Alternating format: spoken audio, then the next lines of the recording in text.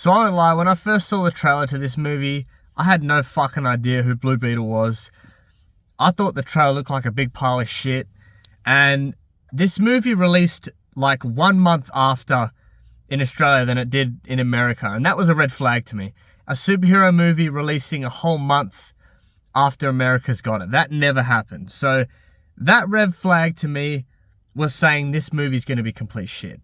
And I've been seeing negative reviews, I've been reading negative reviews, but I must say I am genuinely surprised because I had a really good time with this film. So as I mentioned before, I've never heard of this character Blue Beetle. Even though being a comic book fan, I literally have never heard of Blue Beetle. And after all that shit about James Gunn taking over and just fucking over everything everybody loves with DC, you know, being Henry Cavill, all the main superheroes that we love, he's not going to give them new films, although he's going to give Wonder Woman and Aquaman a new film. I don't know, it's a complete mess. And I don't think Blue Beetle is part of James Gunn's new universe, I don't think. But it should have been, because this was pretty solid. So the actual character of Blue Beetle, I really came to like it by the end of this film. I thought, you know, the powers he has are pretty cool. The way it gets into him was pretty funny, but at the same time, it literally looked like something out of a horror film. So the whole movie's not centered just around Blue Beetle. It's really around him and his family. His family have a lot to do with the story. How willing he is to take on, you know, this new burden he has. They play a role in how hard he fights, and the movie is solely centered around this family. And this family, I cared so much for this family. Within like 5 or 10 minutes, I was hooked. This family, they are all fucking hilarious. Lopez in this film was the absolute centerpiece. He was fucking hilarious in every single scene he was in. I cared so much for this family. I cried in this film. I did not think this was a film I was going to be crying in. And for me, if I cry in a movie, you've done something right. This one particular scene with this family, I was a wreck. I felt so bad for this kid. I felt so bad for all the family members. And it was super unexpected. So I really cared for this family for the first and second act. I did for the third, but the third act sort of fell flat for me. You know, the climax of the film, you want Blue Beetle in there just being a superhero.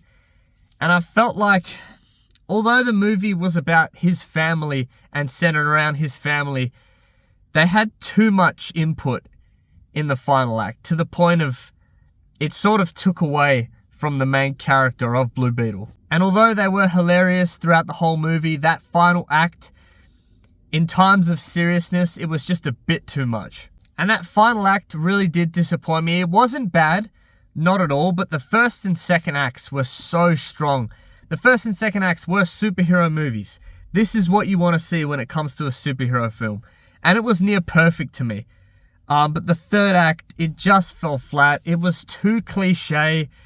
It was so corny. There were so many corny moments in that third act. And again, it took away from Blue Beetle. The action itself was amazing. The CGI throughout the film was great. The action throughout the film was great. But that third act just fell a little flat for me. Another problem I had with the movie was the villain. She just wasn't scary enough at times. She needed to be super intimidating. I just never took her seriously. She definitely comes off as a bitch. Like, she plays that really well. She's a fucking asshole, but I don't know, she just wasn't intimidating enough. It was a good casting choice, but I don't know, she just wasn't menacing for a villain. I don't think the villain in this film was strong enough. Her sidekick, who's like a genetically engineered Blue Beetle ripoff, he was more menacing than she was.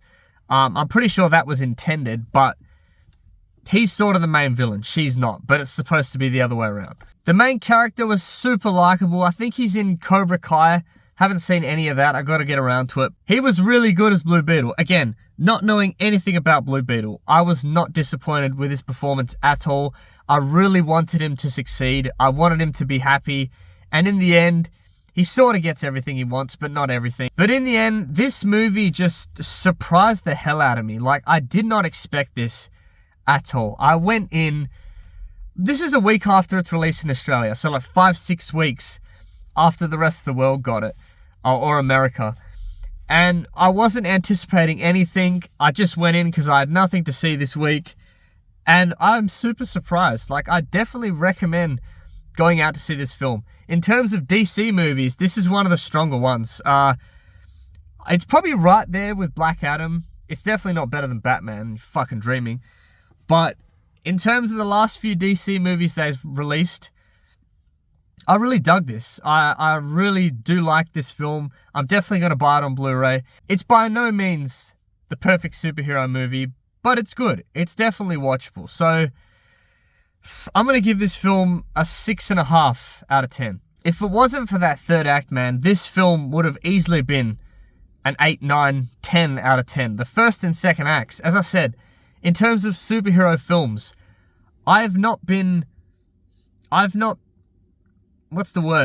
felt so strongly about a superhero movie since like Spider-Man No Way Home. I was all in this first and second act.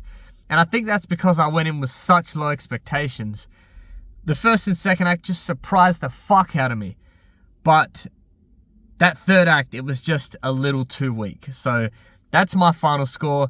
If you've seen the film, let me know what you think. And thanks always for watching. I'll see you in the next one. Cheers.